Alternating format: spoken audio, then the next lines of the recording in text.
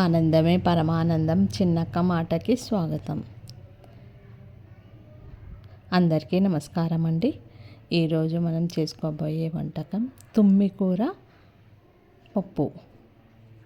ఈ తుమ్మికూర పప్పుకు ఈ తుమ్మికూరని ఇలా తీసుకొని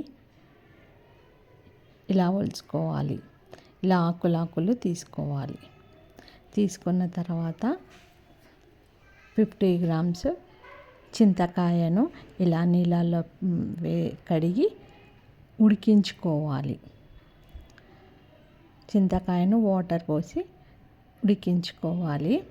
కుక్కర్లో 1/2 కిలో కందిపప్పుని తీసుకొని కడిగి అందులో ఒలిసి కడుగుకున్న ఈ తుమ్మికూరను వేయాలి.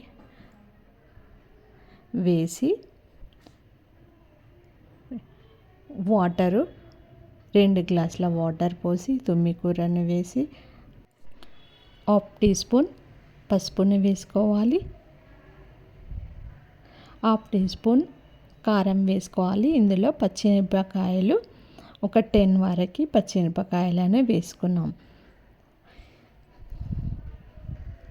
అల్లం ఎల్లిగడ్డ పేస్ట్ ఒక 1 టీ స్పూన్ అల్లం ఎల్లిగడ్డ పేస్ట్ని వేసుకోవాలి. 1/2 టీ స్పూన్ సాల్ట్ని వేసుకోవాలి. సాల్ట్ మళ్ళా పప్పు రుద్దుకున్న తర్వాత మళ్ళీ వేయచ్చు. ఇప్పుడు ఈ విధంగా వేసి ఆయిల్ 1 టీ స్పూన్ ఆయిల్ పోసి కుక్కర్ను మూత పెట్టుకోవాలి. 3 విజిల్లు వచ్చే వరకు ఈ పప్పుని ఉడికించుకోవాలి. ఇలా ఇంకో స్టవ్ పైన చింతకాయలను వాటర్ పోసి ఉడికించుకోవాలి. ఆ ఉడికించుకున్న తర్వాత చింతకాయలోని గుజ్జును తీసి వడకట్టుకొని పెట్టుకోవాలి.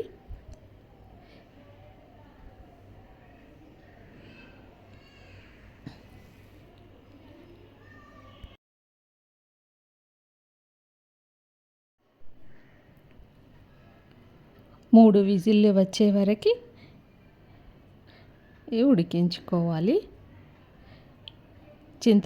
చింతకాయను ఉడికించుకున్న చింతకాయను తీసి 1 గ్లాసు వరకు పెట్టి గుజ్జుని తీసుకోవాలి. 1 గ్లాసు వాటర్ని పోసి గుజ్జుని తీసుకొని పప్పు 3 విజిల్లు వచ్చిన తర్వాత పప్పుని రుద్దుకొని ఈ చింతకాయలోని గుజ్జుని ఈ పప్పులో వేయాలి. వేసి తాలింపు పెట్టుకోవాలి. తాలింపు పెట్టుకున్న ఈ పప్పులో తాలింపు వేసేసుకోవాలి. సాల్ట్ టేస్ట్ని చూసి సాల్ట్ని యాడ్ చేసుకోవాలి.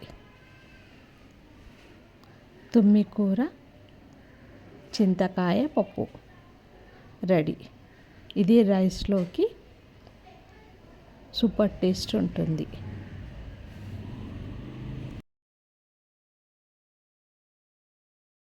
తుమ్మికూర చింతకాయ పప్పు